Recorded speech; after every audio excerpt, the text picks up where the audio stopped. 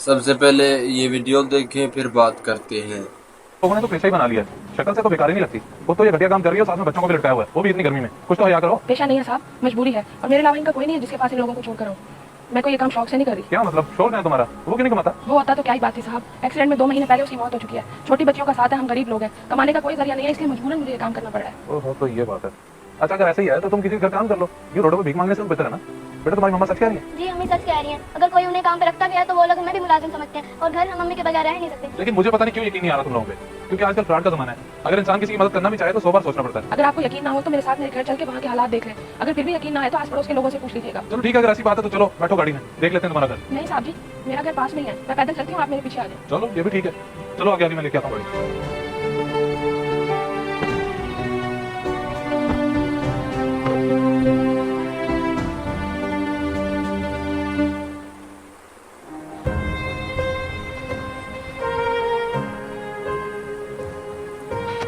आए साहब जी, ये है मेरा घर। गुर्बत के सिवा आपको कुछ नहीं दिखेगा। अगर फिर भी यकीन ना आए तो आसपास के लोगों से पूछ लें। नहीं नहीं बहन, मुझे किसी से कुछ पूछने की जरूरत नहीं। मुझे खुद ही अंदाजा हो रहा है कि आप कितनी मजबूरी में बाहर निकलती हैं।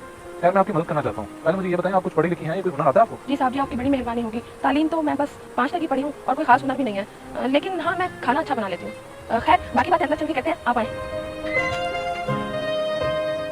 आए साहब जी, बैठे, मैं आपके लिए पानी लेकर आती हूँ। नहीं नहीं, पानी की जरूरत नहीं है। वैसे मैं आपकी मदद करने आया था और अल्लाह ने मेरी मदद कर दी। क्या मतलब? मैं समझी नहीं। मतलब ये है कि मैं एक फ्रीलांसिंग कंपनी का हेड हूँ और मेरे पास अल्हम्दुलिल्लाह से 30 से 40 लोग काम करते हैं। तो उन्होंने डेली खाना भी खाना होता है। पहले मेरे पास एक बहुत अच्छा कुक था, लेकिन बेचारे की डेथ हो गई।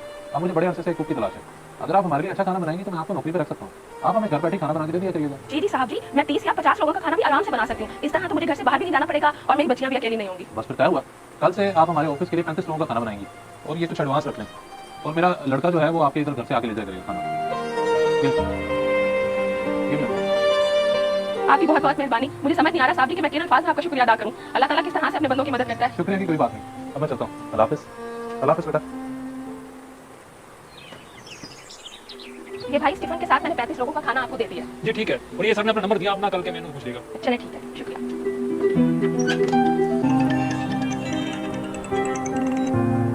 हेलो, अस्सलाम वालेकुम भाई। खाना कैसा लगा आपको? और मुझे कल के मेन्यू के बारे में भी बता दें ताकि मैं सामान ले आऊं। जी मैडम, खाना बहुत कम पड़ गया था और कल से आपको सामान लेने की जरूरत नहीं है। क्यों साहब जी, मैंने तो 35 लोगों का खाना बनाया था, बल्कि इससे ज्यादा ही था।